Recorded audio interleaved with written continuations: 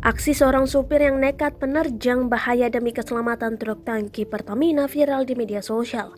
Aksinya tersebut terekam CCTV dan ramai beredar di media sosial. Salah satu media yang mengunggahnya adalah akun Instagram @hariankopas pada Selasa 19 Oktober 2021. Terlihat dengan jelas dalam video api tiba-tiba muncul dari arah belakang di sebuah SPBU.